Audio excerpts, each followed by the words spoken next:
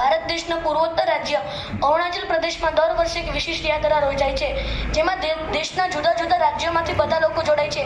આ વખતેની તવાંગ યાત્રામાં પાટણ જિલ્લાના સરવણજી પણ જોડાયા છે. સભાનું સંચાલન અંગ્રેજી મિશ્રિત હિન્દીમાં ચાલી રહ્યું હતું. સરવણજી પાટણ વિસ્તારના હોવાથી તેમને ભાષાની અગવડતા પડી રહી હતી, તેથી અમે ધોરણ 7ના વિદ્યાર્થીઓ તે અગવડતાનો સંવાદ રજૂ કરીએ છીએ. पंजीकरण શું હશે? हमारा हो गया। आप पहले पंजीकरण। आप कहाँ से आए हो? मैं राजस्थान उदयपुर से आया हूँ। पंजीकरण पंजीकरण અલ્યા ભાઈ, पंजीकरण એટલે શું? એ તો પંચાયત છે.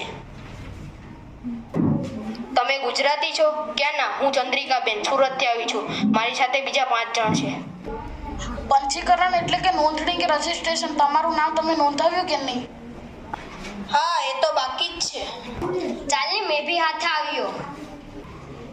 હા, સાચી વાત છે. હેડો તારે. હા, એમને શોધવાનો એક મસ્ત આઈડિયા છે. આપણે ગુજરાતીમાં વાતો કરતા કરતા બધે ફરીએ અને ગુજરાતીમાં વાતો કરતા માણસો શોધીએ, તરત જડી આવશે. તમે જોયું કેટલાક પ્રદેશના સાંસ્કૃતિક કાર્યક્રમો રજૂ થયા, પણ આપણા ગુજરાતના ગરબા તો રજૂ ન થયા. દેશના પૂર્વોત્તર રાજ્ય એટલે કે અરુણાચલ પ્રદેશમાં દર વર્ષે એક વિશિષ્ટ યાત્રા યોજાય છે, જેનું નામ છે તવાંગ યાત્રા, જેમાં દેશના જુદા જુદા રાજ્યમાંથી લોકો આવે છે. આ વખતે પાટણ જિલ્લાના ચલવાડાના સરવાણજી તેમાં જોડાયા હતા.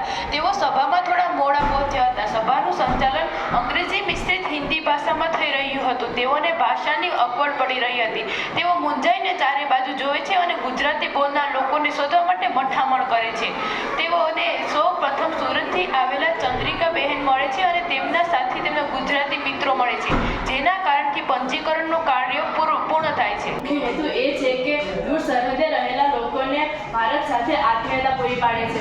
આ યાત્રામાં સાંસ્કૃતિક રાષ્ટ્રીય એકતા તેમજ સીમા પરના લોકોનું જીવનનું મહત્વ રીતે નિરૂપણ કરવામાં આવ્યું છે.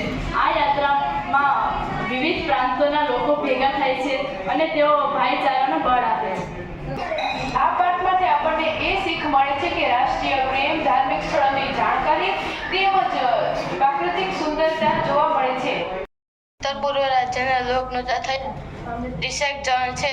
3 દિવસમાં બધાને ગરબે ઘુમાડ્યા તો જ ખરા. એમ ભૂખ્યા નિમાણા થાવમાં હું ભાવનગરની ગાંઠિયા લાવી છું. એ અભી હાલ જ લઈ આવો. એ આપણે હંધાઈ ખાશું. પ્રવાસમાં જેની પાસે નાસ્તો ન હોય તે ગુજરાતી ન કહેવાય. મારી પાસે અથાણું, થેપલા અને મરચાં છે. ઊંચો ગઢ ગિરનાર વાદળિયા સાથે વાતો કરે. વાહ ભરતભાઈ, કઈ જમાવટ તો કરો. તમે પાટણ બાજુ નથી થવા દો ભાઈ. અમારી આજુબાજુમાં મેરાઈ નૃત્ય રમાય છે, મસ્ત મજાની. એમાં મેરાયું હાથમાં લઈ અને ઢોલા તાલે નાચવાનું હોય છે. એવી મજા આવે, કઈ પૂછો જ માં. નાચગાન તો અમને બહુ ગમે. તમે પણ અમારી સાથે નાચવા લાગો ને. કંઈ બી ઢોલ વાગે તમારા પગથી રખવા માંડતા છે હો. જાને અહીંયા સાથે ઓરાજા હોય તો એ બી નાચવા માંડે, એવા અમારા નાચ હોય. અમારી બાજુ આવો તો કઈ તમને જોવા મળે કે કેમનું નચાય. અમારું તો સૌથી નોખું કાઠિયાવાડી અને અમદાવાદી બંને લેખ અમારી બોલીમાં આવી જાય. ક્યાંક ક્યાંક ઉત્તર ગુજરાતના શબ્દો પણ આવી જાય. અસાજો કચ્છ પાટણથી કતે દૂર હે, રાધનપુરથી આડેસર કતે દૂર હે. આ બધું તો બરાબર, પણ આ કાલની જાત્રા વિશે કંઈક વાત કરો. હા, આ વાત મુદ્દાની તો સાંભળો. આ યાત્રાનું નામ તવાંગ યાત્રા છે. દર વર્ષે નવેમ્બર માસમાં ગુવાહાટીથી આ યાત્રા નીકળે છે. આપણે સૌ આજે ગુવાહાટી પહોંચી ગયા છીએ. આ ગુવાહાટી ખૂબ જ પુરાતન શહેર છે અને જોવાલાયક છે. અહીં કામાખ્યા દેવીનું વિશ્વ વિખ્યાત મંદિર આવેલું છે.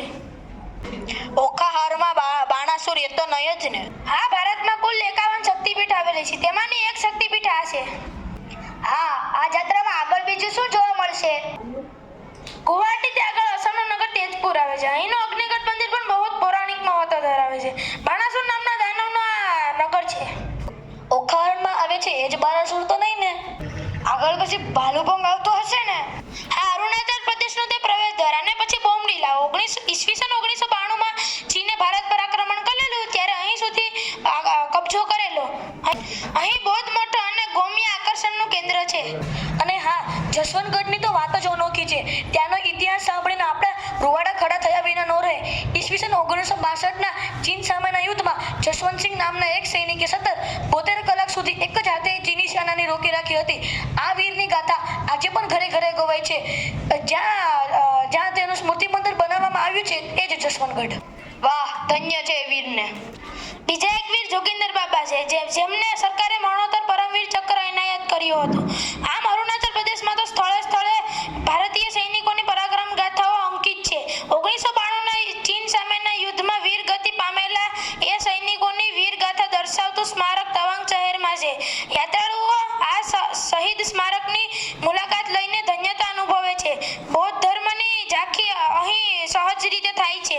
છઠ્ઠા દલાઈ લામાનું જન્મસ્થળ પણ અહીં જ છે. તવાંગ શહેરથી દૂર એક ચટ્ટાન પર દલાઈ લામાના પગ ચિહ્ન છે. અહીં દૂર દૂરથી શ્રદ્ધાળુઓ આવે છે અને હા, શીખ ધર્મના પ્રથમ મહાન ગુરુ નાનક દેવનું આ તપસ્યા સ્થળ છે જેને નાનક લામા કહે છે. એક ખાસ મહત્વની વાત તો રહી જ ગઈ. આ યાત્રાના રસ્તે પ્રાકૃતિક સુંદરતા તો એવી વિરાઈ પડી છે કે તમે જોતા જ રહેશો. અહીં ઝાંગ વોટરફોલ અને શોંગોસ્તેર લેક આવેલું છે. આનો મતલબ તો તવાંગ યાત્રા એ રાષ્ટ્રીય, ધાર્મિક અને પ્રાકૃતિક એમ ત્રણેય દ્રષ્ટિએ અંકેરું મહત્વ ધરાવે છે, ખરું ને? હા, બિલકુલ.